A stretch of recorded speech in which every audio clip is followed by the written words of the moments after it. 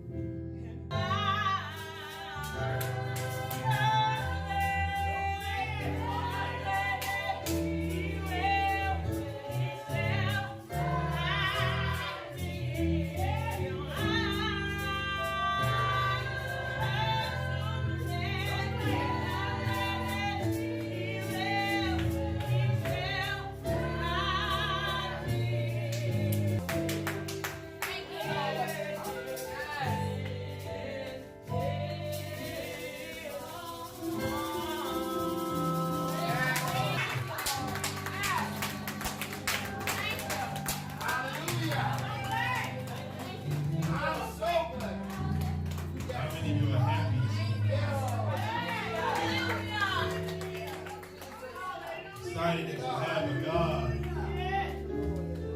that you can feel safe with. Thankful for a God that when the storms are raging in your life, you still have a protector and a provider. Thank God that as the song was beginning to flow, you were taking trips down memory lane. Applying that to your own current condition of how even right now if you're going through something, that you're safe in his arms. Whether it's your finances that are at risk, you're still safe in his arms. Whether it's your health in peril right now, that you're still safe in his arms. What it is that you're going through, God has got you covered. Give him a hand clap.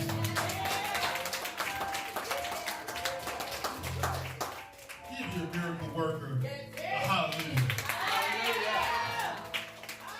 Give your miracle worker a thank you, Jesus. Because if it had not been for God on our side, if it had not been for God on our side, I'm going to say that one more time. If it had not been for God being on our side, I don't even want to think about what condition we would be in right now. But thank God, we be speaking a different thing.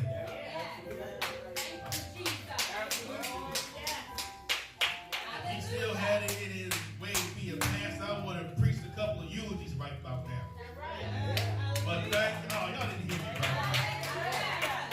God had not been on our side. There would have been some obituaries sitting in somebody's living room right now. But God. Oh, somebody hear me right now. I'll make it even more personal. Your picture would have been sitting on front of a paper with your birth date and your death date. But God.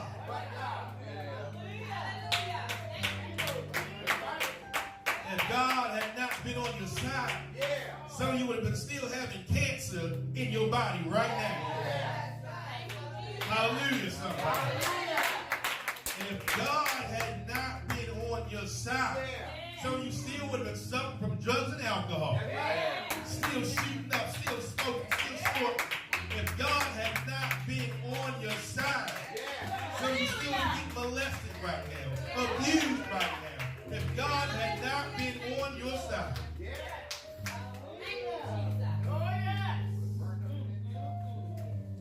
Died in car accidents. Died horrible deaths. Died things that you didn't even want nobody to know from. But God. He didn't kill you in your shame. He didn't kill you in your sin. Somebody ought to give him some praise.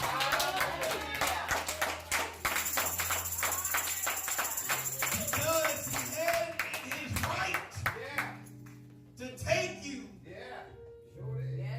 But he held back his arms and said, I'm going to give you another chance. Hallelujah. At one point in time, we were going straight to hell. Straight. Express train. Express. But God.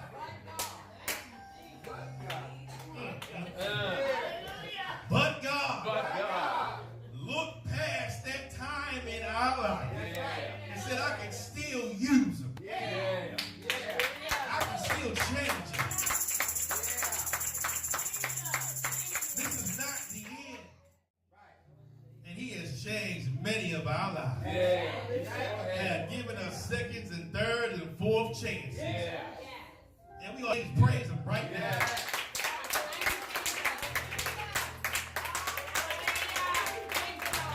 Because if the world would have looked at our situation, we should not be where we are right now. If the world would have measured and weighed our sins, we should not be entitled to this glory that we're allowed to see in our own lives.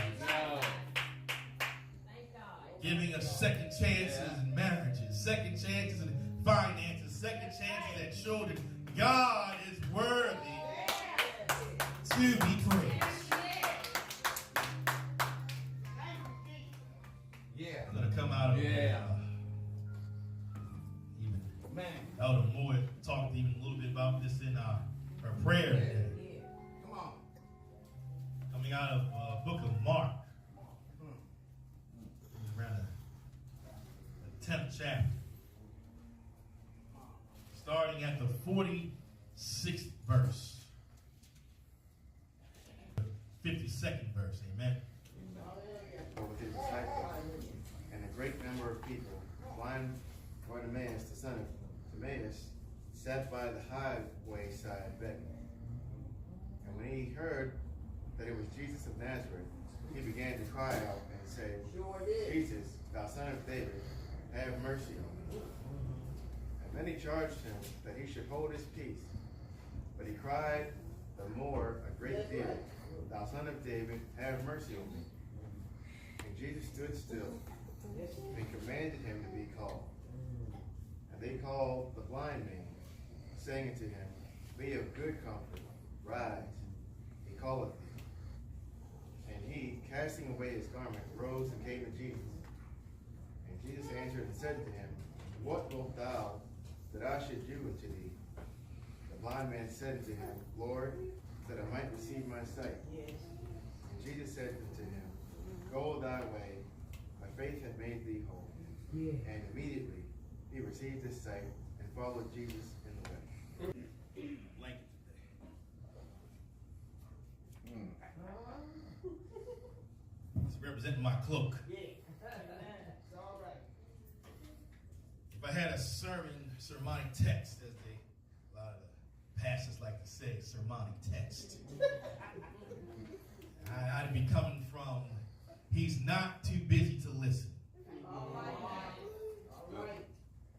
He's not too busy to listen. Somebody in here needs to catch it that we've been having piggyback sermons based around the same premise. Let me even break it down even further, meaning that we've been talking about the same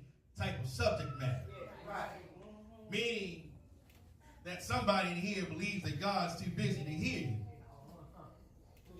But I'm coming back a second week in a row to let you know that he's not too busy to listen. Right. Yeah. Amen. Somebody may be battling with a situation where you think you're alone. Yeah. But even in the testimony, we heard that God sent somebody. Yeah. So he is listening. Yes. Somebody can say amen. Amen. That even when you're going through your situation, God hears your cry. We have to be encouraged that God is listening to your prayer. You have to be encouraged that God is going to do something about your situation. But you just got to wait for the opportune time for God to show up. He's not too busy to listen. If you look back in this text here, he had just been dealing with the disciples. Funny how these disciples have been with him for a long time, and yet they're not seeing. Right. Yeah. They have natural eyes. Yeah. And they're seeing all of these miracles. But yet, they're not seeing. No. And I want to tell somebody right now that you're looking at your past accomplishments, which God has gotten you out, and you're still not seeing. Yeah. You're looking at how God has raised you up. I'm about to preach right now. And you're still not seeing. Time and time again, God has done things for you in your life, and yet you're sitting at a place where you're still not seeing. Healed your body, and yet you still haven't seen. Repaired relationships, and yet you still haven't seen. Got you a job, and yet you still haven't seen. Got remarried, and yet you still don't see. Raised you up all your finances, and yet you still don't see. All of these things that God has done for you, and yet you still don't see.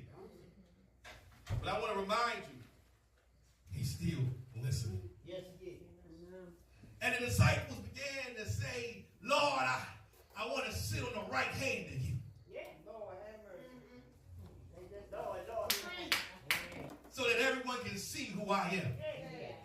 Lord, I'm the disciple rolling with Jesus. The lily of the valley. The bright morning star. I want to be elevated amongst all of those people. Lord, when you make it to heaven, I want you to look on your side and see me sitting beside you. Lord, when you look to your left, I want you to see me sitting beside you. And then Jesus began to say, well, if you want to sit beside me, it ain't about the ego.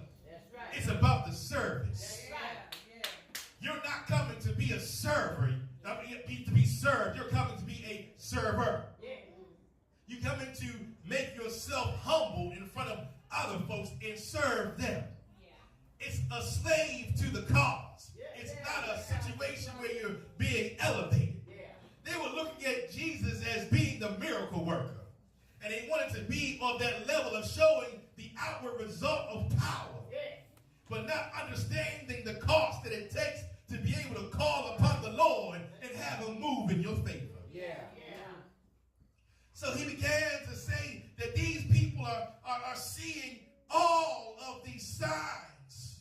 Oh my God. But have no evidence.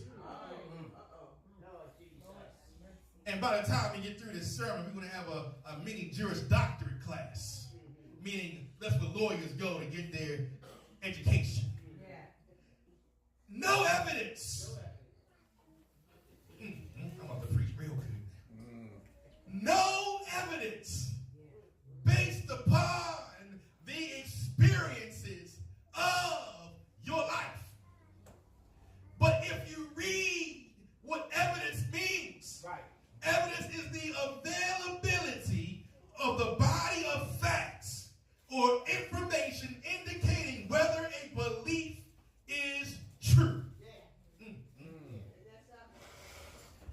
if you even read a little bit further, an eyewitness is seeing something happen, and so can give a first-hand account of it. All right. Now, you get me all happy right now.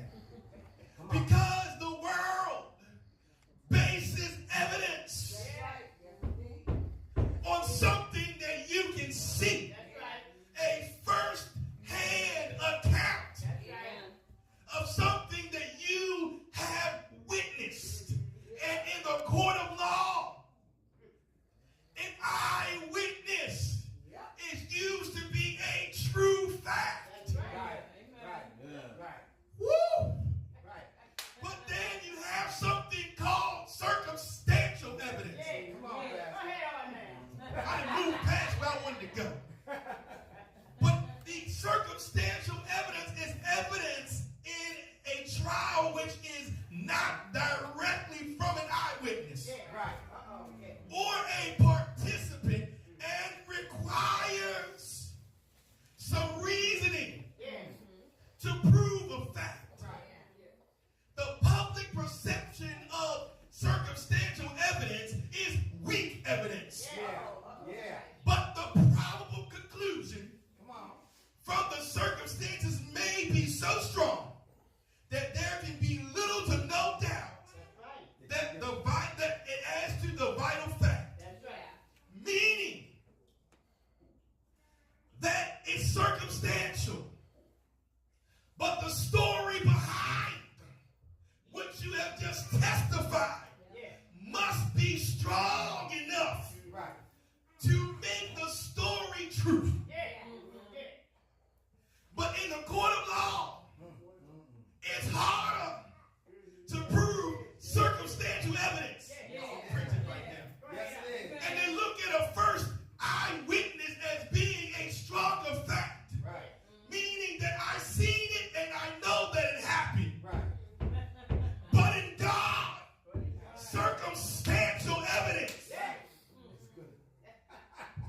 means that I have faith because I have not seen it, but yet I believe it. And Bartimaeus did not have a first-hand eyewitness because Bartimaeus could never see but the circumstantial evidence of hearing that Jesus is able.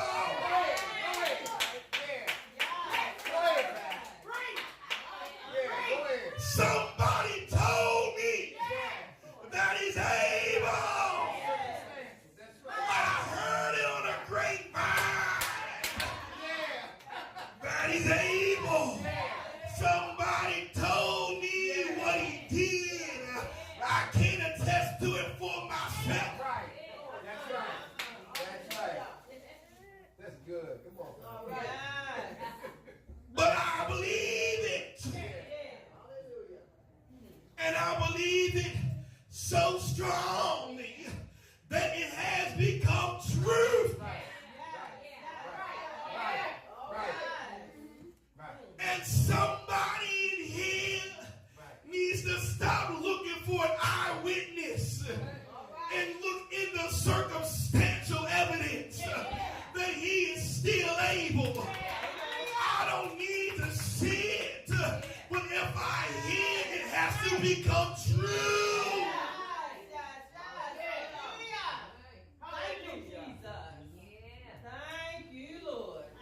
And the disciples had all of these eyewitness accounts, but still had no results. In the court of law, their testimony would have a higher value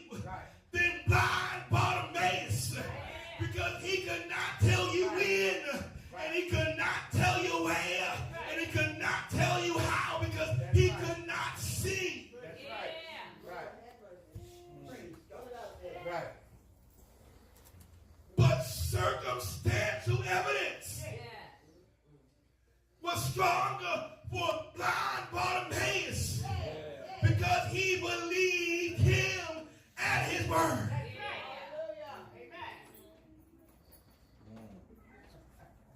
Jesus just got finished talking to people who could see, but could really not see.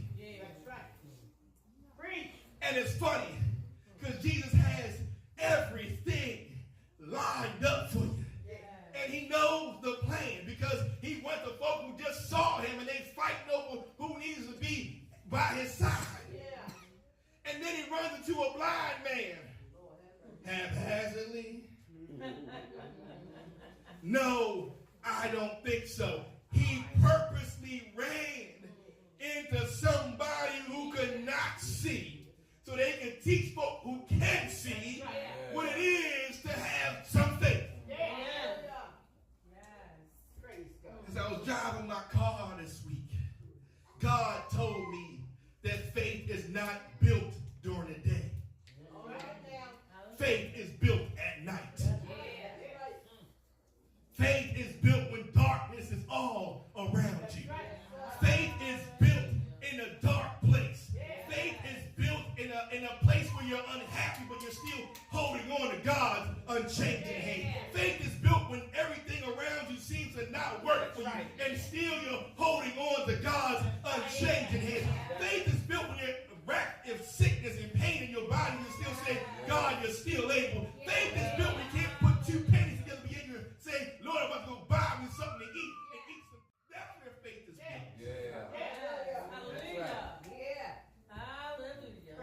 Blind Bartimaeus is sitting on the stoop.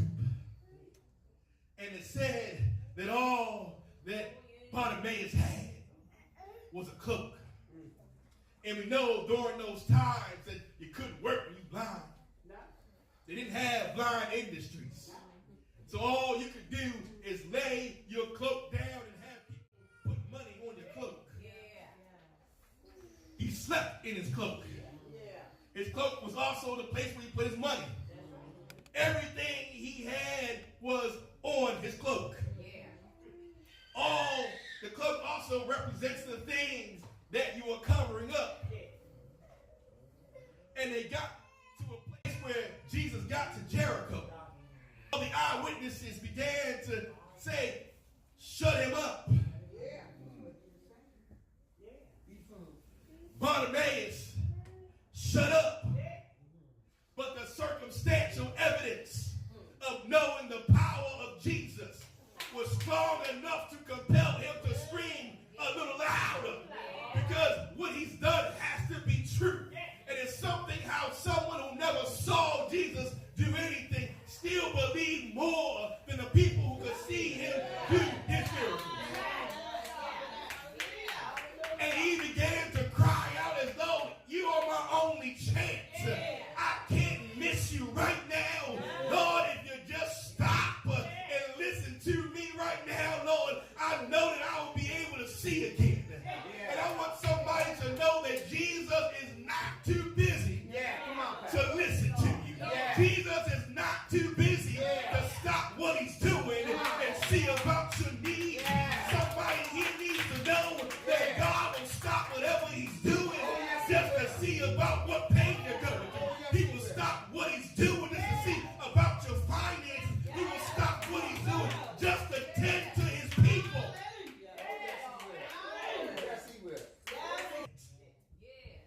When you got to go to the dentist, you got to make an appointment.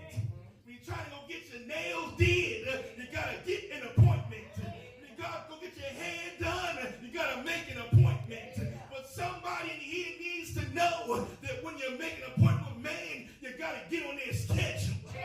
Hallelujah, somebody. When I go and make my appointment for my haircut, it says confirmation awaiting, meaning I have to wait for my barber to get back to me to see if he's available.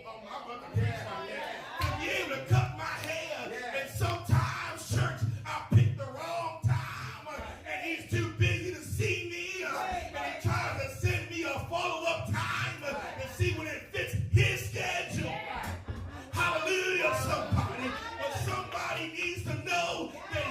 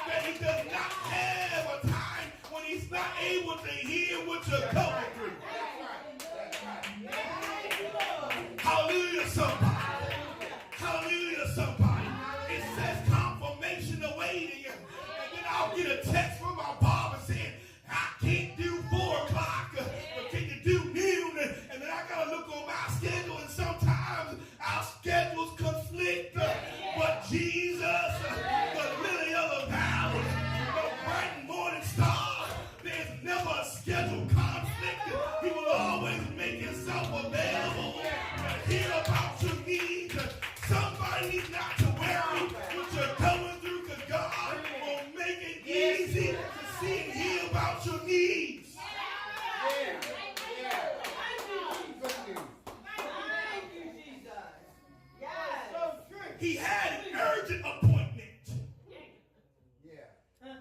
Jesus. Let me preach a little harder. He said, Jesus, the son of David. Jesus, not the son of Joseph. Jesus, not the son of Mary. Jesus, not the son of a carpenter. Jesus, not a carpenter, but Jesus, the son of David. Meaning I am identifying you as being the only one that can help me out. Let me elevate you in my own speech. Knowing that I know that you are able to do it. You ain't no ordinary rabbi. You have been sent from the Son of God. You are Jesus, son of David. Hallelujah. Oh, yes. Hallelujah. Praise God. Thank you. And Deacon just read as Jesus was walking and Bartimaeus was shouting and people telling him to shut up. Jesus kept walking, but then he said, son of David.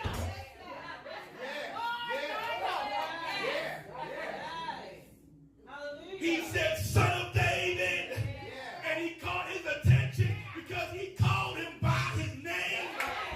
He ain't Jesus, son of Mary now. He is the son of David, the lineage.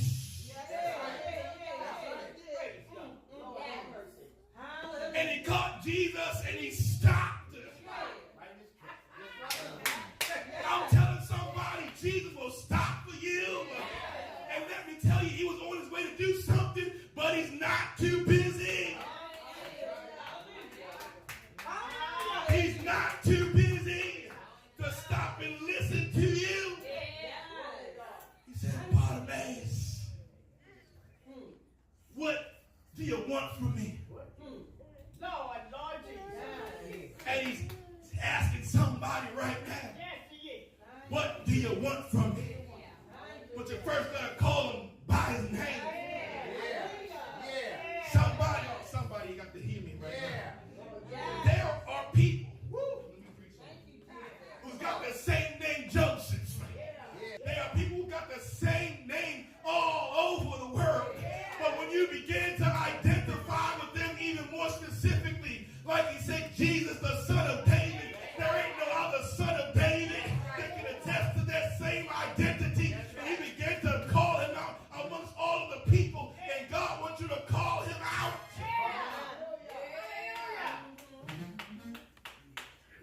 What do you have me to do? Bartimaeus says, I would like to receive my sight. But let me tell you what happened before he had a conversation with God. He was sitting on the stoop. And then once he understood that he had Jesus' attention, that circumstantial evidence became true to him because he dropped his cloak that was holding him back. All the stuff that he hid underneath his cloak about him having a pity party, but I have to beg every day. I need some money. I need some food. He left all of that behind him because he knew that his chance was right now. Oh my God. That's right. That's right. He didn't take his cloak and said, Jesus, I'm a poor man. He didn't take his cloak and said, Jesus, this is the only thing that I have. He didn't take his cloak and make it an excuse about his condition. He threw his cloak behind him, and somebody needs to throw your cloak behind you and unveil all of the stuff, all of the mess that you've been going through, and let Jesus say, when you throw your cloak, you throw your identity and change. No longer needing a pity party. I no longer need those things because that person ain't me no more. Right. Hallelujah. Right. No more. Somebody say no more. No more. No more. No more.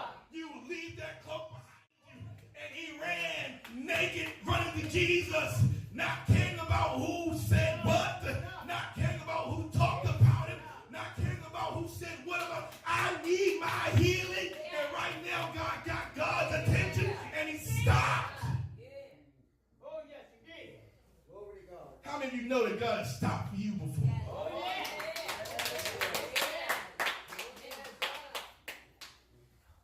Faith is the substance of things hoped for and the evidence of things not seen. Hallelujah. he never saw anything, but he had faith and circumstantial evidence. But God wants somebody to know that your faith becomes true when you begin to look back over your life and you begin to think things over that's supposed to bolster your faith in your new situation. And you begin to say, if he did it before, he can do it again. And I need somebody here to shout to Jesus because on some circumstantial evidence, if he did it for brother so-and-so, if he did it for sister so-and-so, he can also do it for me. I don't need to see him do it, but knowing that he is able to do it, I'm going to praise him for his abilities. All these folk that seen him do things, but yet could not speak to God and say, I need to do this because they needed to see stuff, and they still weren't getting it. And God is questioning some of us to say, have you got it yet? All the things I've done for you, and you're still speaking as though you have no faith. You're speaking as though I can't do it. If I've done all these things for you before, don't be like the disciples who've seen me do so many things in the past, and yet they still don't think, oh my God, I'm about to preach. Just give me a minute. Why were the disciples always amazed at what Jesus could do? Hallelujah, somebody. I'm speaking to somebody right now. Why are you so amazed at the things that I can do when I've done so many things before? Why do you? You get amazed because you think it's past the capabilities of being able to happen. You become amazed. I cannot believe you can do that. And as the disciples saw him do all these miracles, and yet they were still saying, because they limited the power of Jesus based on what they saw. But somebody with circumstantial evidence put no limits on the power of God. I don't need to see it, but I still believe it is true to me. Use this right here. He uses what's on the inside. Right where he was begging, he left it. Right where he was poor, he left it. Right where they saw him being a beggar, he left it. And somebody here needs to leave it where it lays and keep moving forward. He didn't go back for the cloak when he was over. He kept moving forward. And somebody has to know that if he heard you, he's listening to you right now. But before I take my seat, I have to have a caveat. Although Jesus listens, don't mean he's going to answer right then and there. See, I can preach all day and preach a good sermon and get you all encouraged and get you, hallelujah, he heard me, hallelujah, he listened to me, hallelujah, he's a God like no other God before. But then, in the reality of things, he don't always answer right then and there. And God needs to make you reevaluate what you're praising and shouting on. Are you shouting on the result? Are you shouting on the listen? Some of us are shouting that he already did it, but some of us are shouting that he heard me. And that's all I need to hear and know. I can shout on that. And God is trying to pull some people who are shouting on the result and pull them over. He's shouting because he listened to me. Hallelujah, somebody. I want somebody to praise him right now, even though you may be going through something and he has not answered your prayer. But shout on the fact that he is listening to you. Shout on the fact that he heard your voice. Shout on the fact that he will stop and see about you. Shout on the fact that you just got to exercise some patience. Shout on the fact that he's not going to leave you standing there. Shout on the fact he's going to answer your prayers. Hallelujah, somebody. What's the highest praise? What's the highest praise? What's the highest praise? You need to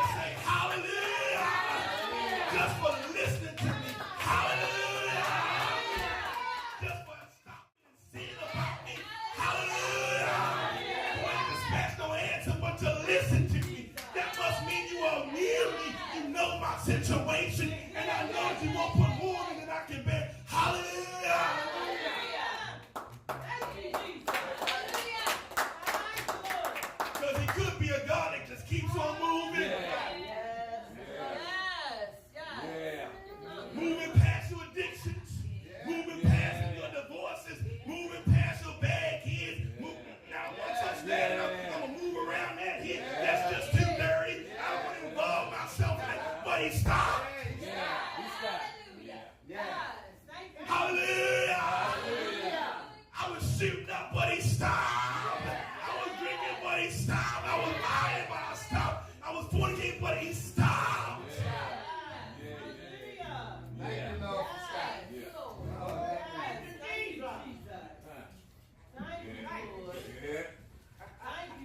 He did that for me. He did that for you. He did that for you. He did that for you. He could have kept on moving, but you called out to him. I'm a wretch undone. I'm in a situation that's just too much for me. I'm feeling overwhelmed. And he says, I'm going to stop. Yes, he did. He stopped. I said he stopped. I said he stopped. I said he paused what he was doing. When he pauses, that means he reprioritized what he was about to do. Because before he got there, he already had a mission. But you stopped him in his tracks. And he changed. Oh my God. He changed the schedule of his operation. Hallelujah. I know I need to be here, but you called me by my name, and I've got to stop. I know I have to be over here, but I've got to stop. And let me tell you, this makes God so good. While he's over here dealing with her, and you still calling him, he will sustain you. Awesome. Woo! Hallelujah. You need to bless him for listening. Bless him for listening. Thank you, Lord. Bless him for listening. Man threw his stuff behind. I'm following after Christ.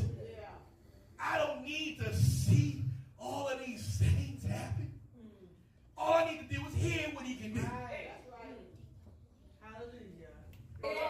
So the world has got it all mixed up by saying that a first count of an eyewitness has more value than circumstantial evidence.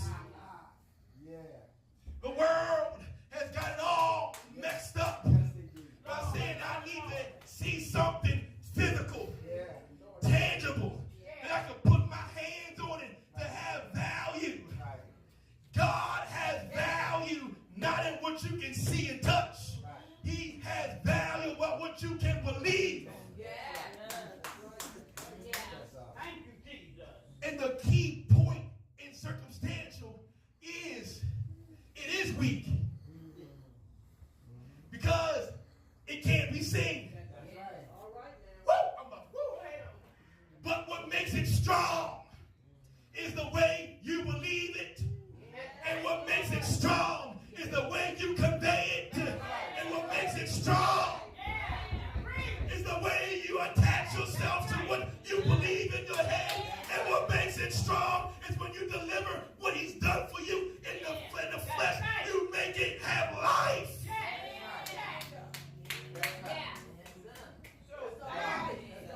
Wow. Y'all looking at the wrong stuff.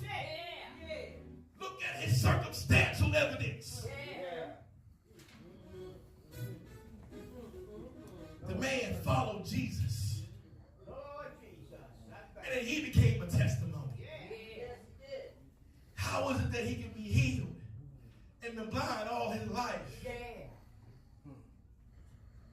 It all started from hearing something. And God wants you to hear instead of see. Because the situation, if you look at it, it ain't looking. Don't look good. It's going down. Successful. But the circumstantial evidence has to become real to you.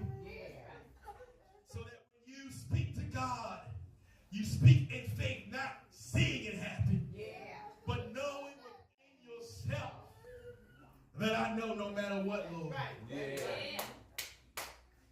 if you stop to listen to me and understand the nature that God does things purposefully, meaning if he stopped to listen, then he must have a plan.